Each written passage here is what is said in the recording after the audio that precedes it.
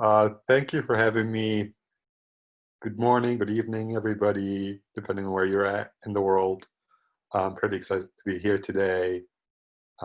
Today, I will be talking about surveillance capitalism and its relationship with COVID. Is it really love at first sight? I think it is. I'm not going to talk a lot about myself, partially because I'm a really private person, and partially because this is about surveillance. So I'm going to keep things short. But I'm currently finishing my postdoc at Berkeley, and I'm excited about what I'm going to do next, and I'm not sure yet what that would be, but I think it should be fun. Um, so I want to start by telling you what this talk is, just so that we're all on the same page.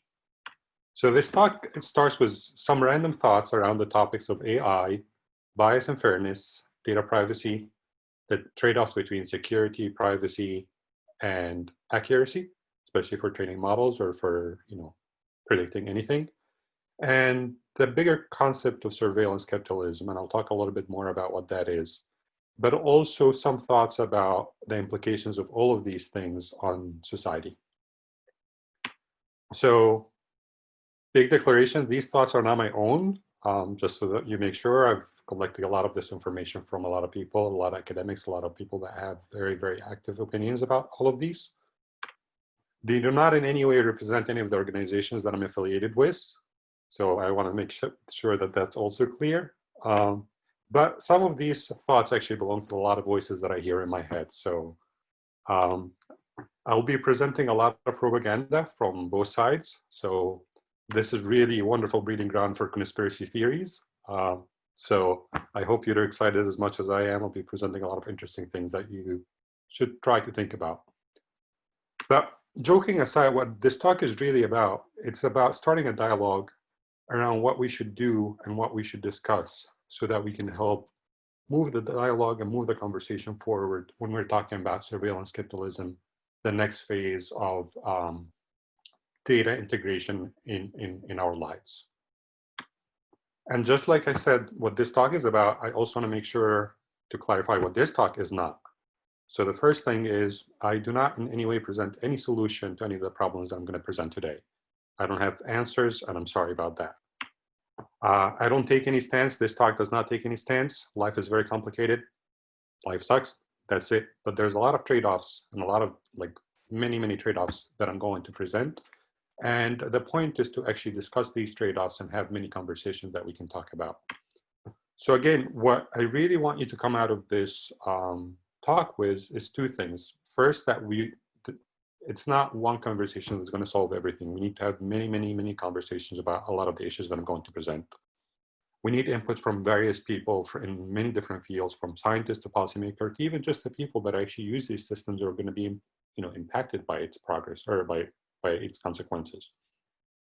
And if there's one thing that I want you to take out or take away from this talk today, it's this following point.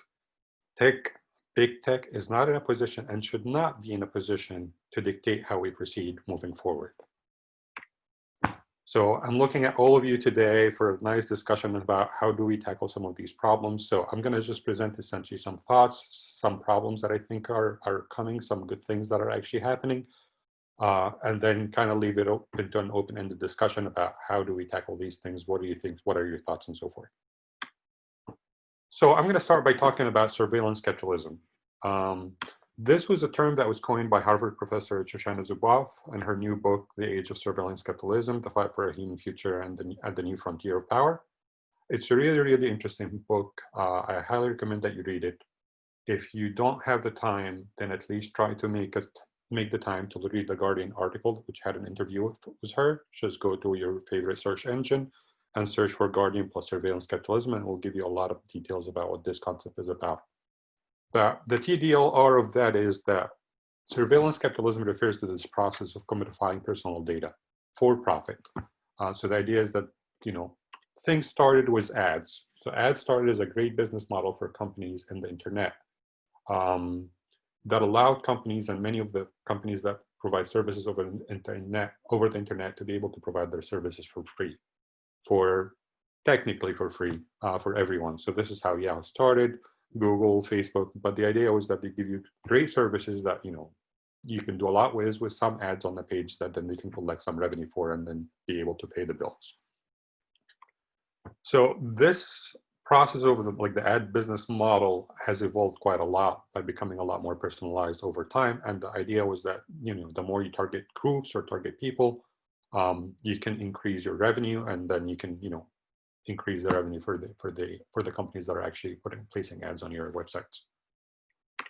But during this process, what actually ended up happening is that these tech giants ended up collecting troves of data on consumer behavior, habits, biases, fears, even things that people don't know about themselves. Like, these companies actually know a lot more about you than you know about yourself.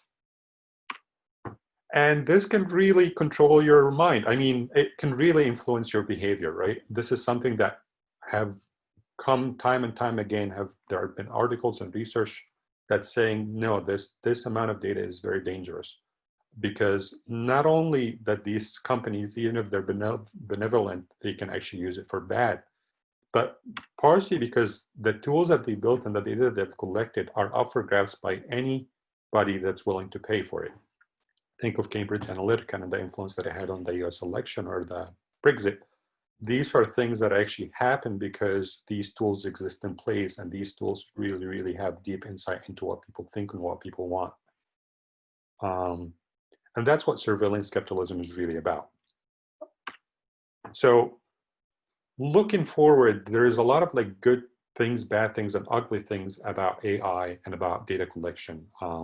So I'm going to talk a little bit about the good, so you can think of this futuristic society that we're all going to live in, where AI-driven personalized services do everything for you. So you can have personalized medicine. You can have more accurate diagnostics that are backed by AI Watson, like the IBM supercomputer that can do very, very good understanding of human language and context and be able to do more accurate diagnostics. You can have targeted therapies that look into the history of people, to their backgrounds, to everything about them, and have therapies that really work on the individual level. You can also even do predictive medicine, so you can predict that somebody's going to have a heart attack or a stroke and be able to avoid that. Based on a lot of the data that you've been collecting from a lot of the people. Wonderful things that you can do to help society, right? You also have the vision of smart cities. So, there's the failed kind of vision that started from Sidewalk Labs, an Alphabet company. But even the New York State just announced that they have a new initiative for a post-COVID vision that's led by the former Google CEO, Eric Schmidt, with the idea of digitizing everything in the real world. Like all of your interactions will have lots of cameras, sensors that essentially automate everything around you and make the world a much better place. You can also look at AI for personalized education. So you can have assistive technology that can help struggling students, allow you to reach larger audience, democratize access to a quality education. These are very, very, very good things that would really actually help people a lot. You can obviously have better security and safety. So you can have predictive policing, where you can send the police to places where you predict the crime might happen and deter the crime, as opposed to going there after the fact. You can be able to use surveillance, for example, to find criminals or find missing children. These are good things that you can do with these technologies.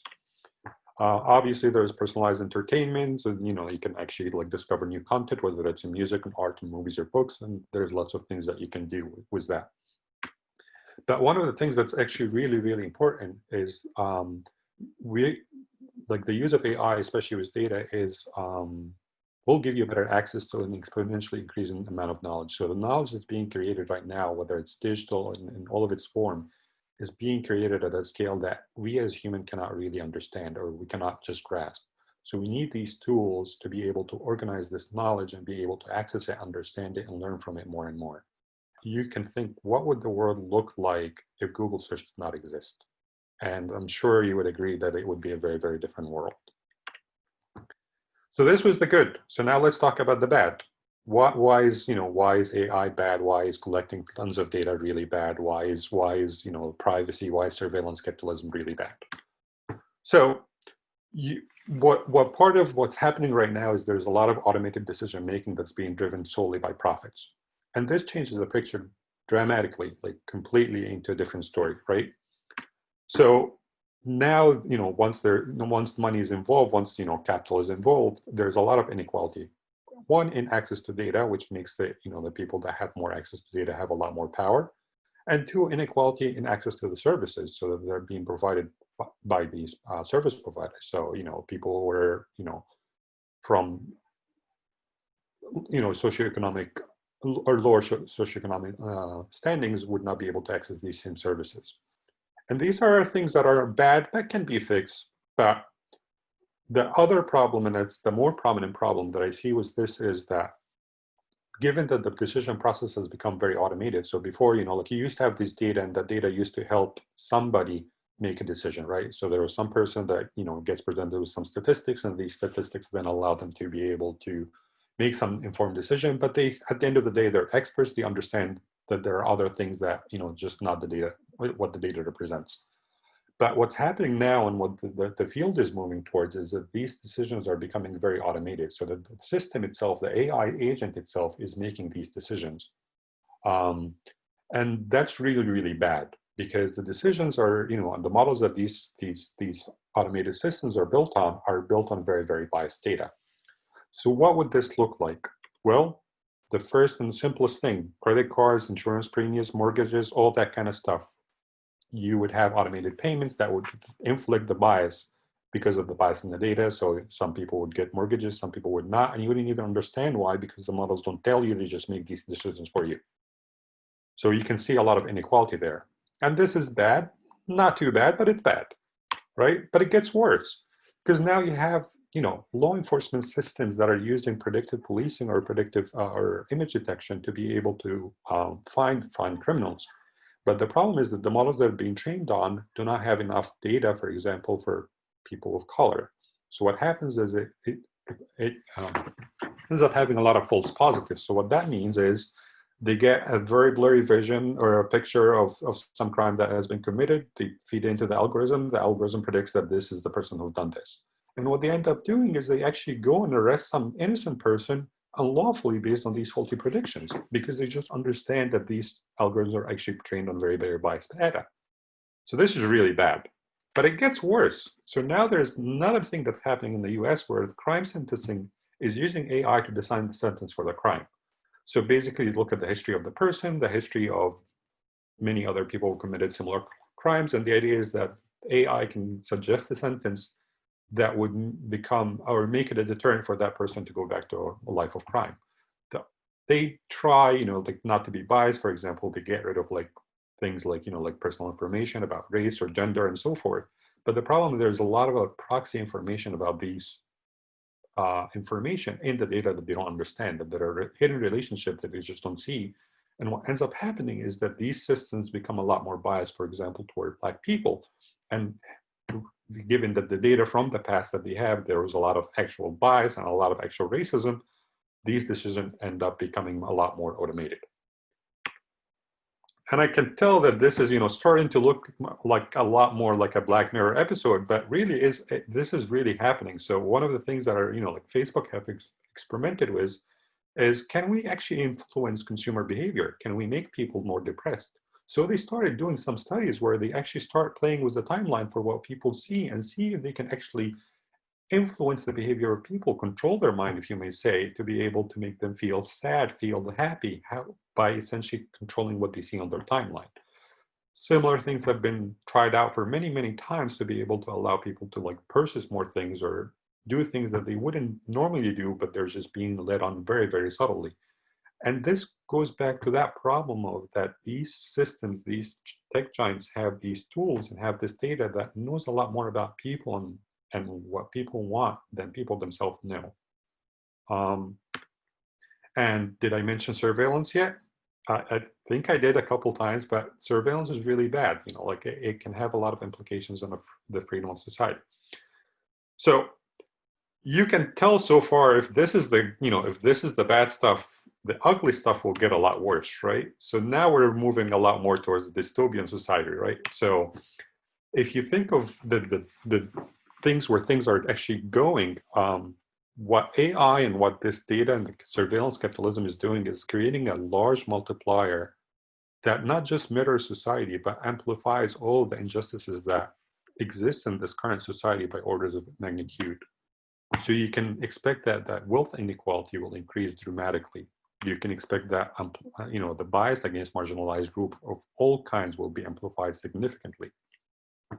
And you can think, and this has actually started to happen, that you're going to have the version of Big Brother, the cameras that track you everywhere and assigning a score on how well you behave in public, or like things like that, that really then become a very deterrent of an illusion, and that will give you an illusion of free will, but you don't really have free will. You're just being guided and towards doing things that you're supposed to be doing, and a total collapse of democracy. And if you've read 1984, this can become very, very stark. But what it's scary for me a lot more is that nobody seems to care. So consumers don't care, policymakers don't care, and obviously service providers don't care. And this is a professor, so this Arvind Narayan is a professor at Princeton that works a lot in this area of privacy and technology. And I highly, highly recommend that you go follow him and look at some of the work that he's been doing. But one of the things that he pointed out is the outcries from academics about exactly the things that we're worried about today date back to at least 1995 when DoubleClick was founded. So this is 25 years that we've been saying, this is bad, you can't do this, you can't create social bubbles where people just are, only see what they're supposed to see, or see things that agree with them for profit. You can't create these echo chambers where people don't have any diversity in their thoughts. You can't, like manipulate people, you can't, spy on people. But it's always very hard to argue is free. At the end of the day, you get free services. People are lazy, people don't want to pay money, people are selfish. Free always wins. And it's very also, that's the other thing, it's very hard to explain to people the technicalities of what is actually happening, So I'll give you a very, very quick example. Twitter, for example, ask you for your phone number to log in so that they can confirm if you have an account or not, right? So it's a simple thing that, essentially if you lose your access to your password, you can just put your cell phone and you recover your password. Something simple, nobody thinks about it. There's nothing, malicious about it, right? What Twitter ended up doing is two things. The first is, from their perspective, they collected all of these phone numbers and they started using it for their mining and for their sales and for, selling this personal information about your account, about your tweets and, relationship, and selling this, your phone number essentially to other people. So this is bad, but this is something that, is in the terms of service and in agreement. But a completely different thing that you can think about, and a lot of people didn't even think about, is some places, for example, like Iran, the Twitter is not allowed, but people do use it. So all you have to do as a government, as a dictatorship, is go online. You have people's phone numbers. Go to Twitter, try to create a new account with a phone number, and it will give you, one bit of information. All of that will say is like, sorry, you can't create an account with this number already exists. Bam, you have somebody now that that their phone number, that they have a Twitter account, and you can go arrest them. So people don't understand that there are a lot of implications for not taking privacy seriously, and that there are a lot of technicalities that people just don't understand. And obviously the government does not benefit at all from a backdoor access. So obviously they don't care. But the other thing that's really terrifying is that the tech giants themselves have no interest in fixing any of this, right? This is their livelihood. This is how they make money. They collect more data. The more data they collect, the more they can improve the services, the more they can sell to people, the more they can sell to other players. This is how it works.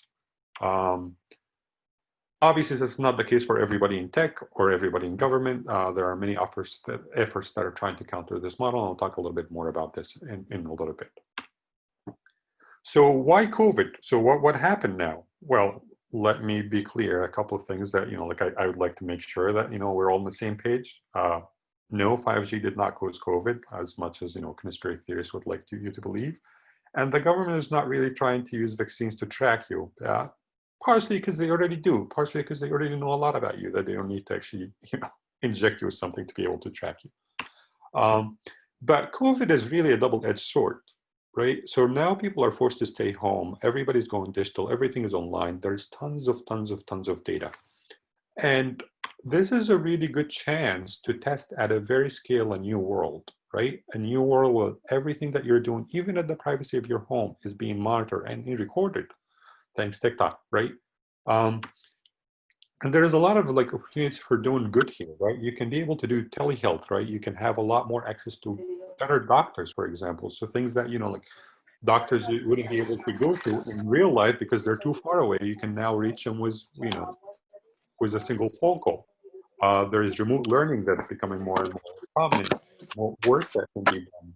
There are a lot of good opportunities to do good, right? But there's, for example, one of the things that you can think about is collecting data for improving quality of life. You can, collect a lot of data to be able to do contact tracing and make sure that COVID actually ends up going away eventually at some point. But the problem is there's plenty of opportunities for far more invasive practice and abuse, right? You have these tools, you have these systems, you have this data being collected. And the problem right now is we don't get to pick or choose which paths. There's no regulations. It's really like the Wild West, right? You can't really say, hey, you should be doing this and not doing this, right? You should be actually helping people and doing telehealth, but not, spying on people and their behavior and trying to influence it, right? And whenever you try to bring that up to big tech companies, they complain, oh, like we need no more regulations. You can't break us apart because if you do, China will take over. And they use all of these scare tactics to run away from the problem, right? And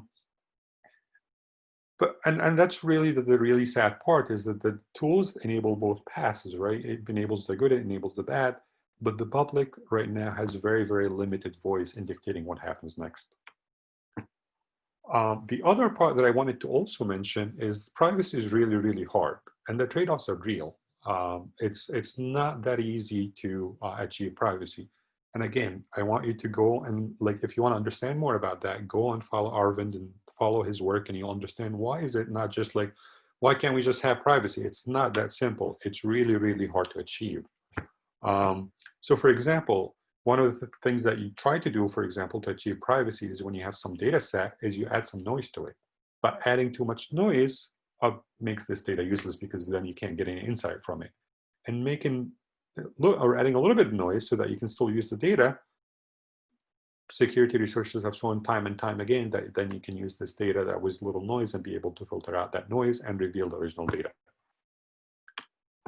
The other thing that you can also think about, another problem that's really hard, well, let's anonymize the data, right? Let's take this data and anonymize it. And one of the things that actually turned out to be very difficult is anonymization, right? Anonymizing data can still be tracked back, even if the data set that you present to people are completely anonymous. With some cross-referencing, with some extra work, you'd be able to actually find out more information. So for example, this is the picture that I had at the beginning of my slide. This is just a picture that's, can't tell who's that person, right?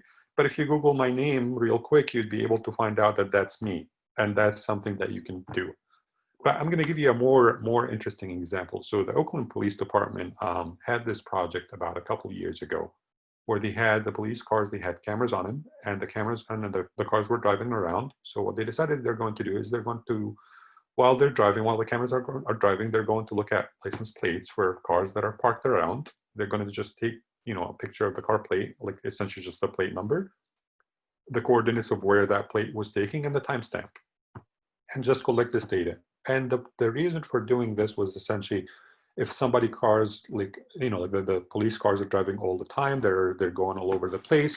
They kind of have a real-time map of where all the cars are, and it's really good. Like for example, if there's an Amber Alert or a car was stolen or they're trying to find somebody, they'd be able to put in their plate number and be able to find out where were they last seen.